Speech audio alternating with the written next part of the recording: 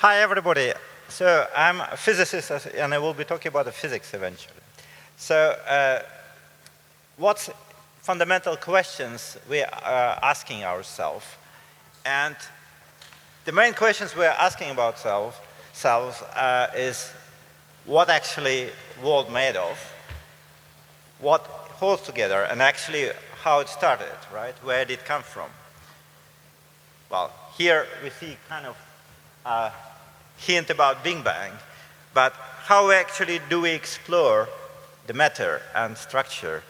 So I will be talking about the Large Hadron Collider and cosmology together, because actually the model which we're exploring with the Large Hadron Collider explains very small scales and very huge scales. So, well, if we look around, just around ourselves, well, the world looks quite complicated. So, well, there is Earth, there is the stars, there is the solar system, there is the galaxies. Well, the question is, how many elementary building blocks everything built of? Looks like too many. Well, actually, is it true? Can you give me an idea, well, how many? Like, say, who thinks it's 100? Who thinks it's 10?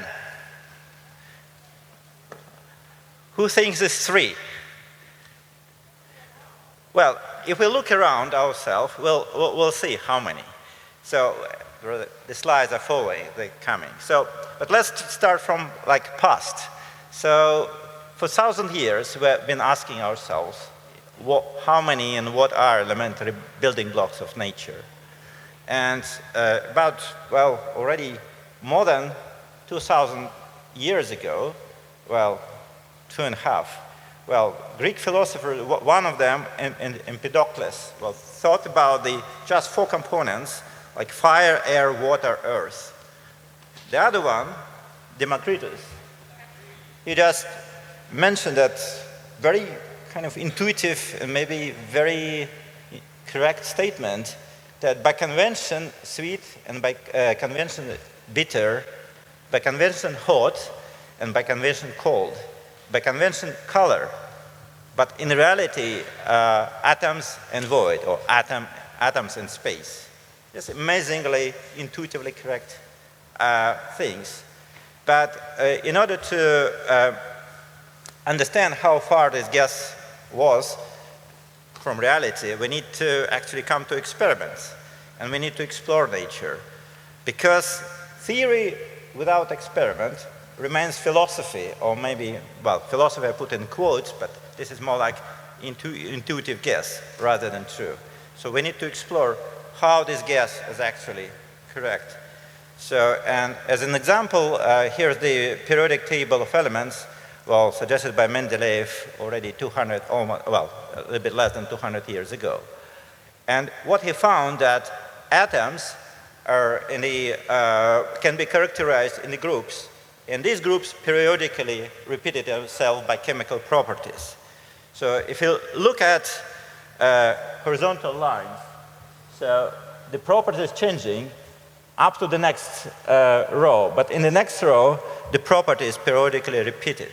So just take 2 elements in the column. So nickel and platinum, they're very similar in the chemical properties because they stand in the vertical column of this table. And carbon and silicon, again, they have a very similar chemical properties. What it tells us that actually atoms, must be made of simpler blocks in order, well, support its periodicity. So the guess of Democritus was actually amazingly correct, driven by simplicity and symmetry principles. But the atoms actually turns out to be non-elementary, because actually the periodic table, which tells about atoms and periodicity, tells that actually they're not elementary. So how do we explore the structure of matter? Well, we take a microscope and we see some bacteria here. So it's about hundreds of millimeters. What we use the light, because the light coming from sun has a wavelength, and using this wavelength we actually see a reflection from the object. But if the object is too small, we need to use other microscope, we need to use something, we need to change something. And with the electronic microscope we can test virus with this, 2 orders of magnitude smaller size.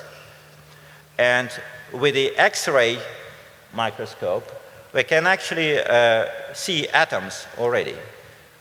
But what has changed? What must be changed in order to we see smaller scale? And actually, well, let me try. Yeah.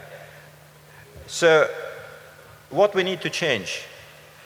What we need to change is the energy of the light. And this is the key point. So to resolve smaller distance, we need to raise the energy. Well, this formula, should not be very scary for you, I hope, because there are just not many symbols. So first of all, it's energy. It's here. So yeah, my pointer stopped working, but I will use actually keys. So you can see there. So this energy and the wavelength of the light, they are inversely proportional to each other. And this is the constant. H and C, there's just constants. The whole point is that energy related to inverse length. And indeed, if the wavelength of the light is small enough, then the light will be able to reflect from the object. And we have a reflection, and this means that if we have reflection, we see the object. If the wavelength is too large, the light will just bend about around the object, there will be no reflection, and we don't see the object. So the key point is that the smaller wavelength, the high energy, and vice versa. The high energy, the smaller wavelength, and with the small wavelengths, we can see and test smaller scales. That's the whole point of the particle physics. That's why particle physics very often is called high energy physics. In high energy physics and particle physics, they're actually synonymous because of this. So what we see that energy is inversely proportional to the length. And this formula has been invented by Planck. And in particle physics, we use units, h is equal 1, c is equal 1. It's a very lazy formula, and actually we are lazy because we like to have some simple formula. And in particle physics, in natural units, energy is 1 over length. Now, so bottom line, we need energy to resolve smaller distances. And this has been done in probing atomic nucleus by Rutherford. He used energy is equal to 2.8 mega electron volt. What is the electron volt? If you, in the power plug we have 240 volts. So if electron goes through this voltage, it gets the energy 240 electron volt. Here, the alpha particle has a, roughly speaking, 10,000 times more energy and 10,000 more voltage. That's kind of idea about the scale. So if you have this voltage, you can accelerate particle and actually resolve the nucleus with the size of the 10 to the minus 13 meters. That's the scale you can resolve with that high energy. So this scale corresponds to 1,000th of the atomic size.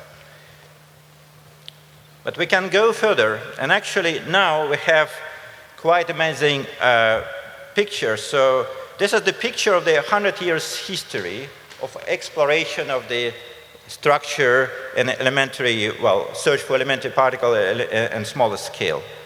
So the atom has been, explored 100 years ago. Rutherford explored and found nucleus 70 years ago. And 50 years ago, we already knew that nucleus consists of, nucleus consists of, proton and neutron. And neutron, 50 years ago, was discovered to consist of quarks. which are elementary building blocks, so far as we know, well, entering the neutron and proton. In proton and neutron, they consist of 3 quarks, but they are different because it's up and down quark.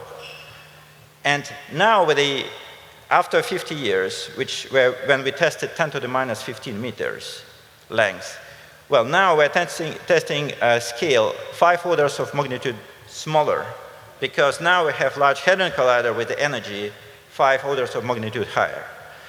And now,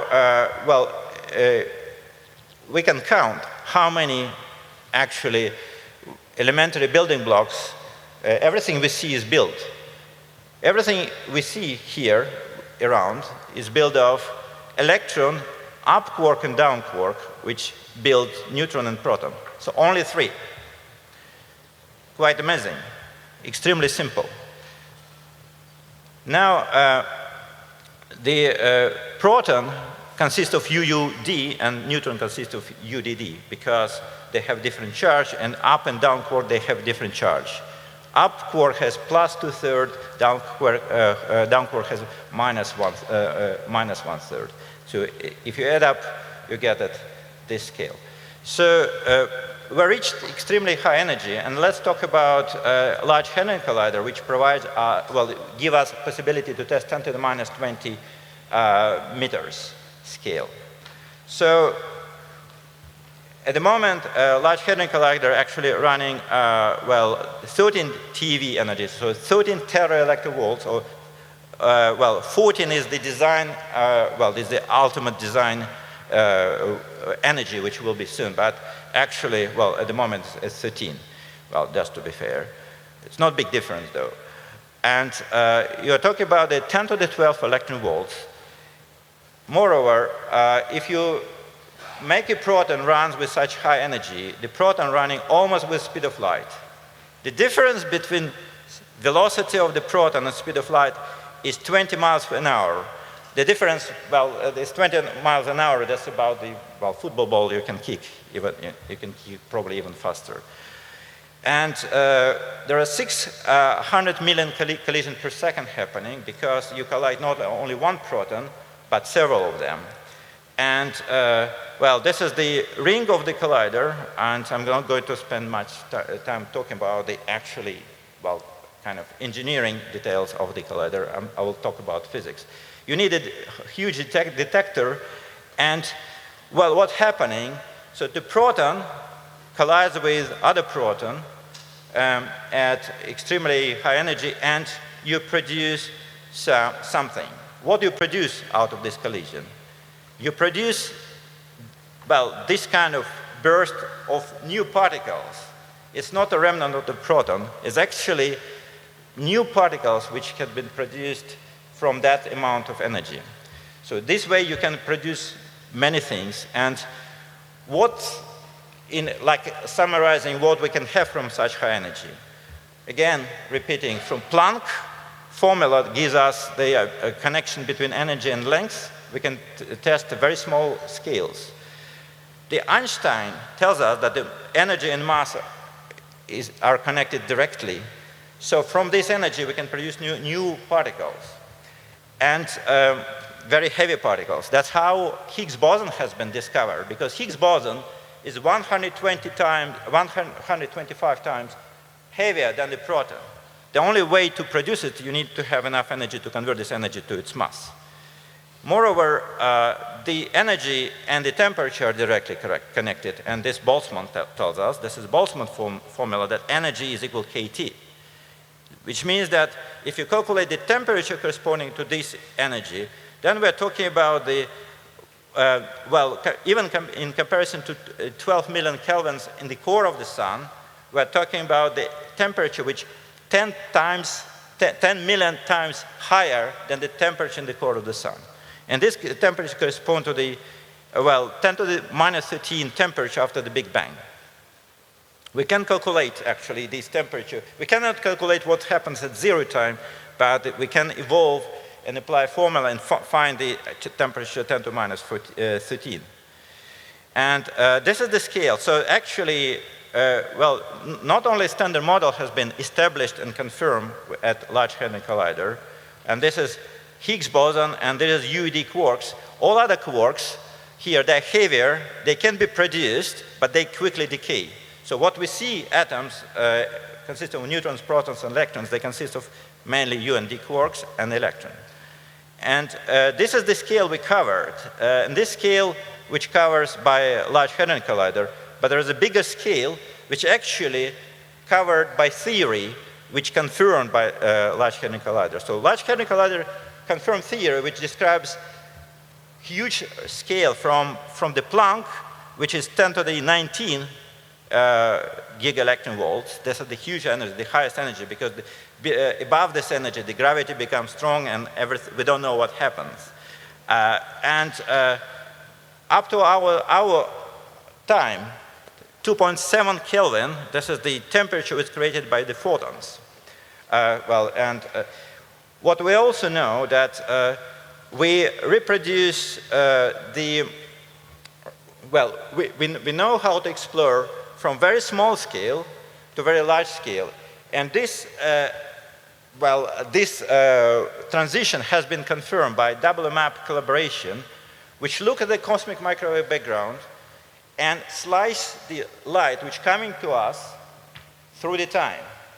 And what we can see the light coming to us, we can slice it in making kind of time machine from the light. We cannot look to the future, of course, but we can look at the past. So making slices here, so it starts working. So making slices, this is time slices, starting from the time when universe became just transparent, from plasma to our days. And this is almost 14 billion years story, and we actually confirm this story. We can see how galaxies has been created. We see how first stars appeared, etc. So it's quite amazing story. Can be explained by standard model, which confirmed by Large Hadron Collider. But it's not the end of the story, because something, not exactly can be explained by standard model. Well, first of all, as probably some of you have been, or maybe many of you have been at the Simon talk, there is a dark matter. So 30% of the whole thing, let me start maybe from visible matter. So if you sum up the mass of all stars, black holes, and intergalactic kind of hydrogen, you end up with only about 5% of all mass in the universe. The rest of the mass of the universe is the dark. We don't know what it is. We know that dark matter contributes 24% to the whole energy budget, but there is also dark energy contributing to, this is not a Higgs. This is the dark energy, which is contributed 70%. And we don't know what it is. So this means that we need to explore and discover this particle related to dark matter. We need also to understand the origin of the matter itself, why we're here. Because if the amount of the matter and antimatter would be identical, then there will be only photons flying around. There will be no us, no planets. But because of matter-antimatter asymmetry, there's a slight asymmetry of the order of 1 part per billion. We're here. And the standard model does not have a mechanism or particle responsible for this asymmetry, why there is more matter than antimatter. And this is a huge topic, and this is a very important thing.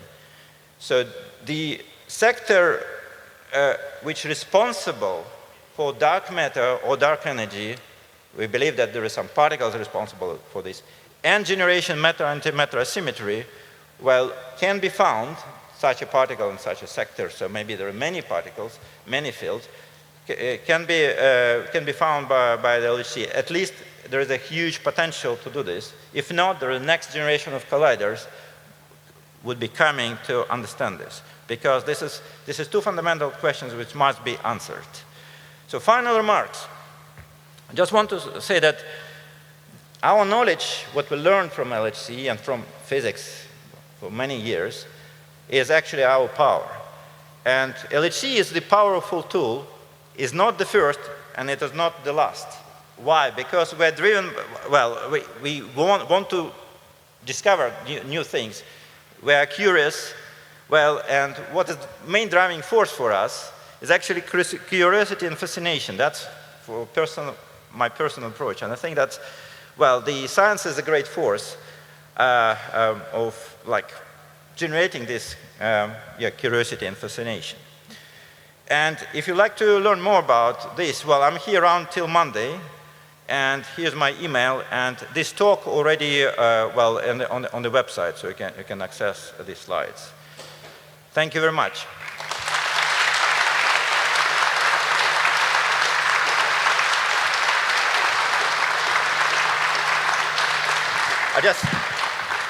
Thank you very much, Alexander.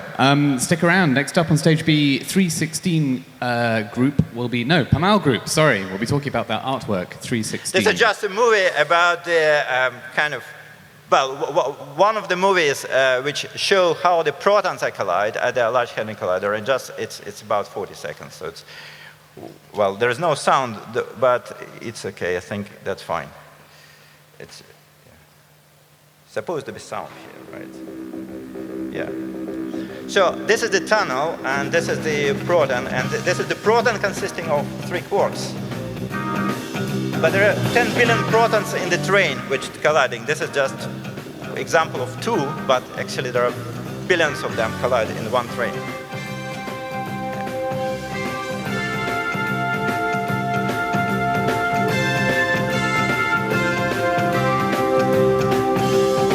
And this is the detector which needed to detect these particles, and the 4 blue beams, oh, sorry, I wanted to stop it, and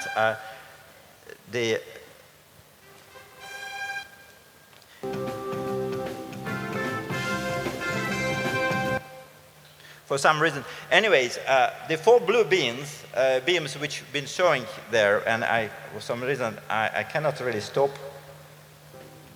Yeah, I think, yeah, for some reason, YouTube does not allow me to stop. Anyways, these beams which are happening after the collision, they were the real events of the Higgs production. Anyways, thank you very much.